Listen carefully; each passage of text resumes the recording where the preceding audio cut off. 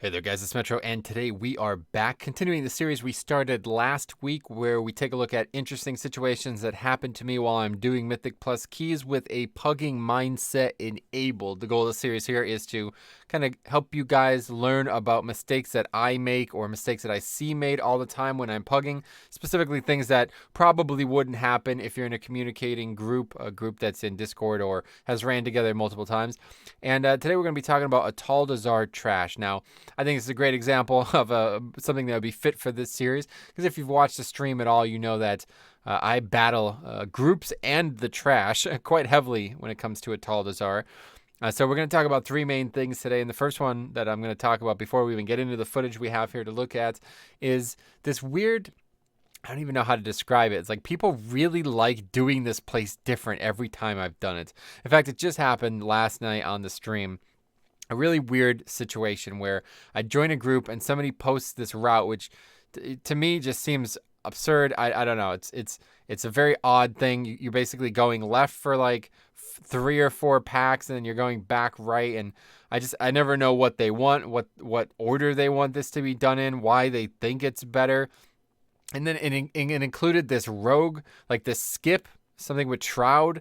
But to my knowledge, the mobs can see stealth, so I just don't like doing it. I'm not comfortable doing it. I've done this dungeon, a couple dozen times now, and I think it's probably the easiest dungeon out there to time, especially on fortified weeks.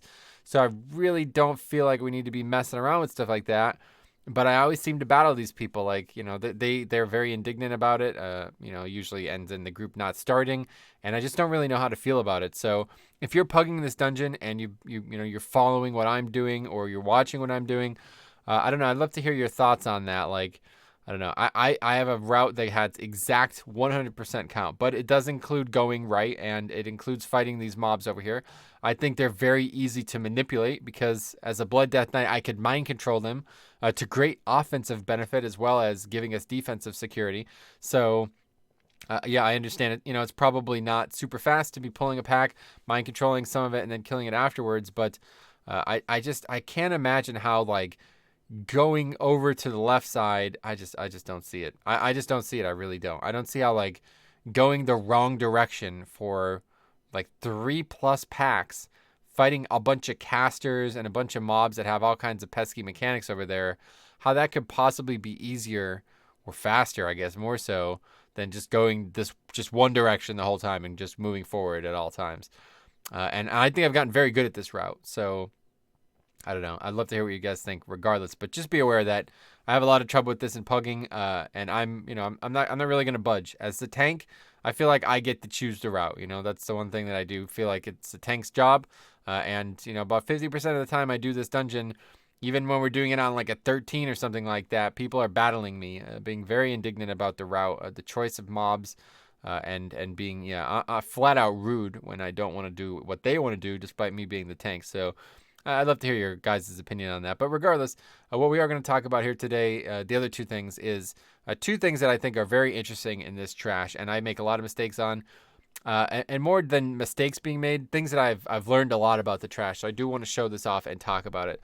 So while we set up, so we've come here to the right side. Like I said, we're not going to be doing anything on the left side. We're not going to be skipping anything on the right side. We're just going pack for pack, and we've mind control the mobs. Now, it's the big guy that can be mind controlled, but I'm going to show you a little interesting thing. Now, this was a couple weeks ago. This is on bolstering, and I knew I wanted to mind control here because you can CC perfectly fine, but I don't feel like there's a ton of room here. I don't want to pull the mobs all the way back, so I'm very worried about CCing and then having them bolster. And as you see, that mob there is CC'd. I just don't feel like there's any value to it, especially because the reanimated horror is not going to die because of the totem, right? So if you didn't catch what I did here, let's go ahead and rewind, okay? So look, I've mind controlled one of the reanimated horrors. Again, ripped from the stream. Apologize for the quality, but this is the best we can do here. So reanimated horror has been mind controlled, okay? Now, this is the one that's infested. So this is not always going to happen. Like the week we're currently in when I'm making this video, neither of these mobs are infested. So this isn't going to apply. But what I am going to show you is a neat little trick here that you can do with infest, and this works particularly well with bolstering, okay? Because this mob is immune, right? The reason this is a problem here is because you have to kill the reanimation totem first but the infest is going to slow that down, and then things are going to start bolstering after you kill other stuff. So like ideally, you like if this wasn't a normal group, you would kill the thing that makes the mob immune and then kill the infested mob. But as you know, killing that reanimation totem is going to cause the mobs to do significantly more damage, and then killing the infested mob on top of 3 other mobs is going to bolster the rest of them and make dealing with the infest very complicated, right?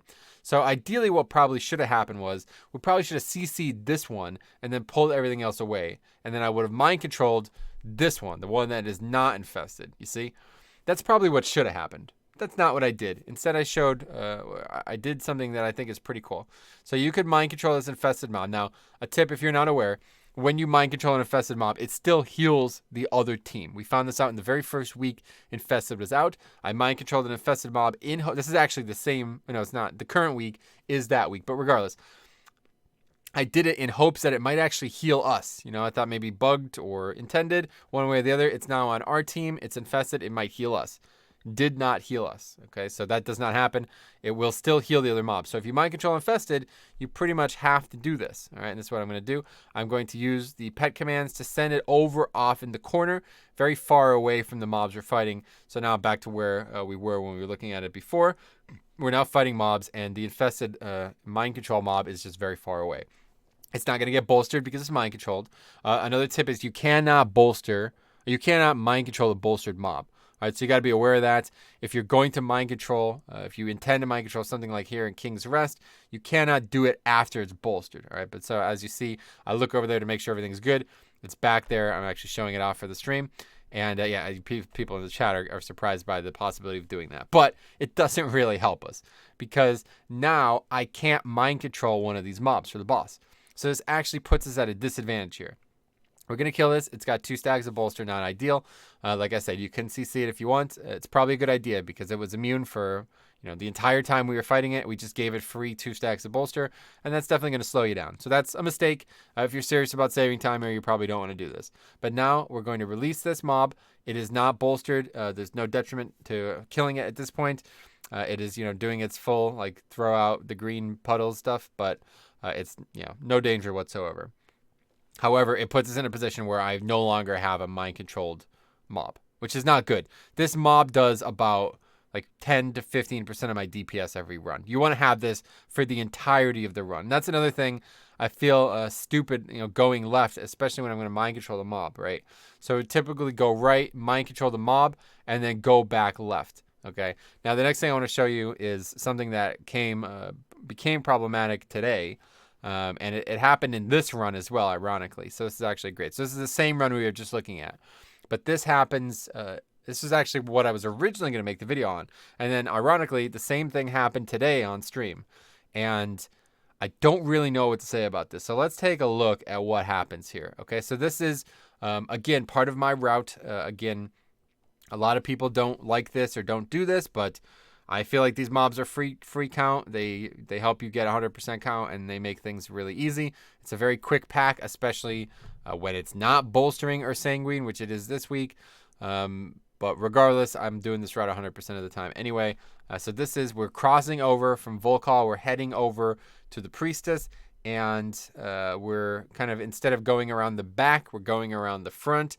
We're going to get this pack here to get the count we need, and then we're going to move over to the other side, okay? The reason we're showing you this is because of what happens here. So we're moving up here, putting D&D down, blah, blah, blah, getting ready to pull. And we get a little lag on the stream there. But, as you can see, these mobs have aggroed. Now, the pet is here. Let's see if we can get a better capture of this. Should be a better quality, but yeah, there you go. So you see the pet kind of runs by them right about here. It takes a bit of a circuitous route this time. This is the same run we did talk about earlier, and this is not the right pet. This is just a random skeleton pet, one of those guard mobs that I grabbed because I couldn't get one of the main mobs that we would normally mind control. So I don't identify that the problem is caused by the pet, but I do think the problem is caused by the pet. Now that, again, it's kind of blurry, but I do think there's nothing else. The player, there's a druid over here, but the mobs are here, so he's not near it, and then the pet is right up here. It's pretty close to these mobs. I don't really understand what's happened here. And if you ask me 9 times out of 10, does this happen? I'm going to say no. I never see these mobs pull. But I was hoping, again, to record a video on this to identify why they pulled. And up until today, I wasn't sure why. But now we're going to watch. Obviously, we wipe here. I'm going to show you something also that I do wrong. Anyway, you definitely want to interrupt. You see the shield bearer of Zul actually got that interrupt, though. That's the mob I mind controlled. If you notice, Plater has the interrupt thing there. It showed the mob mind control mob got the interrupt, which is funny. But anyway, that was really dumb. Don't do that, by the way. I'll show you that real quick here. So I'm actually doing what it's an absolute pet peeve of mine. I absolutely hate when people do this. It's a wipe, right? We're not going to kill all that trash, especially with bolster. I'm running away from it like I'm going to do something about that. Don't do this, okay? Please do not do this. In any pug group, don't ever do this. It causes way more problems than it hurts, than it helps. So many people, I've heard so many people say things like, it's a good idea, stay in combat with the mobs because they have the same health that they had when you were fighting them earlier. You get back, you finish them. All right, well, maybe 1 in 10 times that works. But so often this happens, right? It doesn't actually happen in this clip. But regardless, so often one person is managing to get back to the group. And then the group is not prepared for this. They're not ready for it. They're straggling in at different times. Maybe the tank's the last person to get there. And more deaths happen. It's just not worth it. Okay, I know a full wipe and resetting all the health pools sounds bad. But it's just morale breaking. Morale boost. You're going to get destroyed morale-wise if this happens. If you wipe to the same pack twice before it even resets. Please don't do this. All right. So regardless, now we're going to show you this happen again. This is today's stream. Today being Saturday. Obviously, this is going live on Sunday. But okay, so here we go. I don't even know where my pet is. Again, even worse quality this time because this is ripped from today's stream. It hasn't processed fully. But I don't even know where my pet is. But people are going to the right. You see? People have ran off to the right. I'm trying to go to the left here. All right. So yeah, hopefully you understand exactly where we are. I'm going to go over, get this pack over here. And then, the stuff on the right, whatever. There's nothing over there. There's just one mob that we skip anyway. So we're walking back. I'm pinging, trying to get people to come over here. I have no idea where my pet is right now. And I'm not sure why I don't know where it is. But watch this. So we pull this, blah, blah, blah. Normal, pre-pop, pull it. And then again, circuitous route. I mean, where is it going? I just don't really understand it. It's like running out into the middle of the path. Very far behind. I mean, that's almost 40 yards away from me. I don't know why it's so far away. It has something probably to do with those little bird mobs that jump all around. The pet probably goes to follow them. So if I was to diagnose what happens, that's probably the case. The pet probably went to follow those bird mobs. It got very far behind me. And then it's lagging behind. So when I'm cutting this corner, it's not able to follow the path I took because of how far behind it is. And it runs into the middle and aggroes these mobs. It's basically just body pulling these mobs. But this time, it's a little less decision on whether or not it was the pet that pulls. I mean, these people are kind of close to the mobs. But realistically, it was probably the pet. Because, they came from the other direction, right? They went to the right when I went to the left. And now the mobs are running towards me. So if they aggro them, it would have went backwards. The pack would have went backwards or sideways, but it comes directly towards me. That to me indicates that it's the pet pulling it.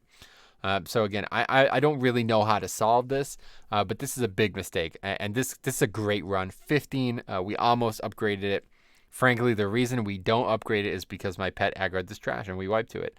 And I don't want to wipe the dungeon. You know what I mean? Like I said, I don't feel like I did this. I don't feel like it's my fault, but it's my pet, so it's therefore my responsibility to make sure it doesn't happen. And I can't really identify why it happened. So the best advice I can give is wait for the pet. It's probably doesn't happen very frequently because most times the bird mobs, those pterodactyl mobs, are not going to be running all around. That I'm proposing that's what's happening here.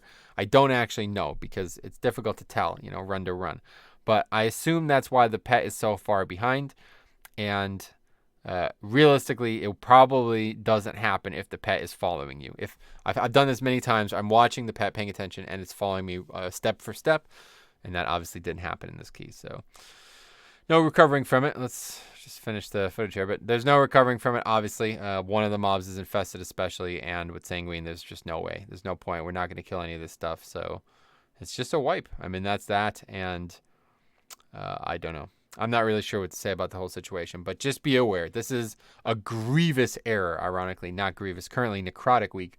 But I do want to show this as well. If this happens, you got to go back. You need the mob for count. You don't really need the mob for count. What you need the mob for is DPS. So you got to go back and get it, right? So they wipe, and you see the mage was following me, but he's going to go back to the center, and that's going to be it. So I got to get the mob, mind control it, and then run back. So this is a huge, huge, huge error. Let's see how much time we actually lose here. So we pulled at about 12 minutes, about 11:55-ish probably. And yeah, obviously around 11:50, it's a wipe, right? Yeah, 11:50, it's a wipe. We've aggroed, we've gone too far. So let's see where we're at by the time we actually get this mob.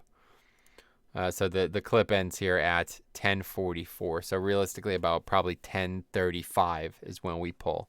So we wasted over a minute, and we missed this key by about a minute and 25 seconds.